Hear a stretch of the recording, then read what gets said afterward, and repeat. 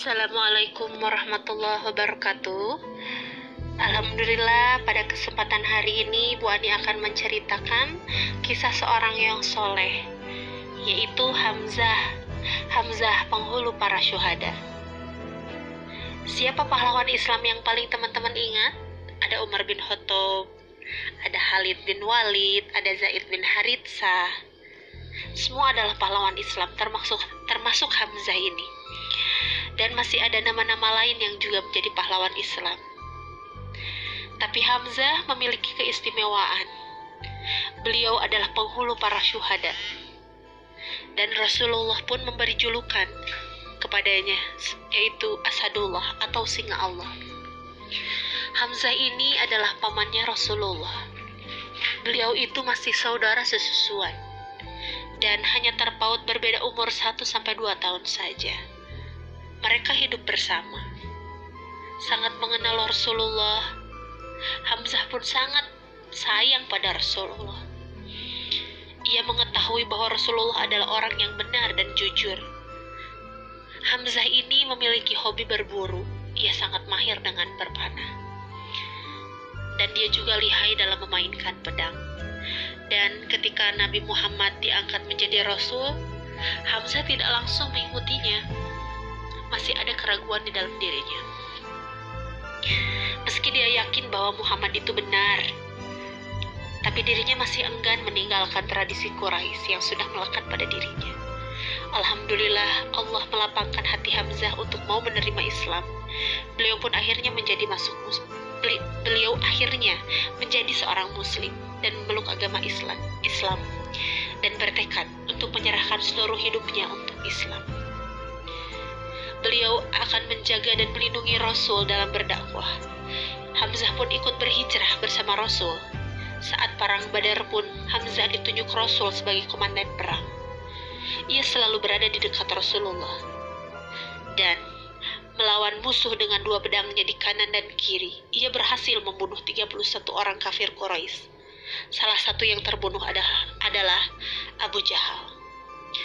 Hindun binti Utbah, istri Abu Jahal, sangat dendam pada Hamzah.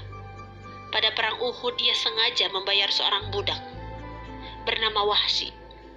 Wahsy ini adalah sangat ahli dengan tombak, dan Hindun menjanjikan imbalan yang besar untuk memerdekakannya jika berhasil membunuh Hamzah. Wahsy ini tidak diperintahkan untuk hal yang lain, hanya khusus untuk membunuh Hamzah. Wahsy terus memperhatikan Hamzah, menunggu di saat-saat yang tepat dan lengah. Hamzah dengan pedangnya terus berperang melawan kafir Quraisy. Hampir tidak ada celah untuk Wahsy untuk membunuh Hamzah. Hamzah sangat tangguh dan berani. Ia sangat lihai dengan pedangnya.